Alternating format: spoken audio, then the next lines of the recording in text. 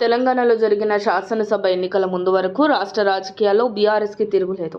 ఆ పార్టీ నుంచి పోటీ చేయడానికి నేతలు భారీగా క్యూ కట్టారు. ఒక్కో సీటు కోసం 4-5 పోటీ పడ్డారు. అయితే ఎన్నికల ఫలితాల తర్వాత కాంగ్రెస్ ప్రభుత్వాన్ని ఏర్పాటు చేయడంతో కారులో సీన్ రివర్స్ అయింది.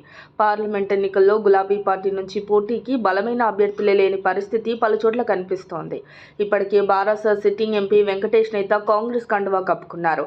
ఇదే బాటలో కారు పార్టీకి చెందిన మరో ఎంపీ అడుగులు వేస్తున్నట్లు ప్రచారం జరుగుతున్న వేళ Nagar Kurnool sitting MP Pothuganti Ramulu BRS కు గుడ్ బై చెప్పడం ఖాయమైనట్లు వార్తలు చక్కర్లు కొడుతున్నాయి. నాగర్ కర్నూల్ పార్లమెంటు ఎన్నికల సన్నాహక సమావేశానికి ప్రస్తుత ఎంపీ పోతుగంటి రాములు గైర్హాజరవ్వడం బీఆర్ఎస్ వర్గాల్లో చర్చనీయాంశమైంది. బీఆర్ఎస్ వర్కింగ్ ప్రెసిడెంట్ కేటీఆర్ హాజరైన ఈ సమావేశానికి ఎంపీకి ఆహ్వానం అందలేదని తెలిసింది. ఎంపీకి సమాచారం లేదన్న విషయం తెలుసుకున్న కేటీఆర్ ఆయన పీఏ ద్వారా ఫోన్ చేయించగా ఇప్పుడు చెబితే తాను రాలేనని మొహమాటం లేకుండా రాములు తేల్చి చెప్పినట్లు తెలుస్తోంది.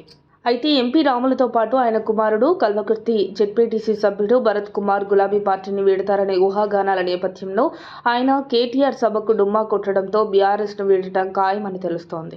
కాంగ్రెస్ లేదా బీజేపీలోకి వెళ్లే అవకాశాలున్నట్లు సమాచారం. ఇప్పటికే ఆయన సన్నిహితులు అనుచరులతో పార్టీ మారే విషయమై మంతనాలు జరిపినట్లు తెలుస్తోంది. ఆయన అభిమానులు అనుచరులు మాత్రం కాంగ్రెస్లో చేరమని ఆయనపై ఒత్తిడి తెస్తున్నట్లు వినికిడి. లోక్సభ ఎన్నికల ముందు గులాబీ అధినేత కేసీఆర్కు రాముల రూపంలో మరో దెబ్బ పడనుంది అనేది తేలాల్సి ఉంది. కాంగ్రెస్ లో చేరికపై త్వరలోనే అధికారిక ప్రకటన రానున్నట్లు సమాచారం. మరిన్ని అప్డేట్స్ కోసం మా కాయ్ టీవీని సబ్స్క్రైబ్ చేసుకోండి. మా వీడియో కనుక మీకు నచ్చినట్లయితే లైక్ చేయండి, షేర్ చేయండి. మీ విలువైన అభిప్రాయాలను కామెంట్ బాక్స్లో తెలియజేయండి.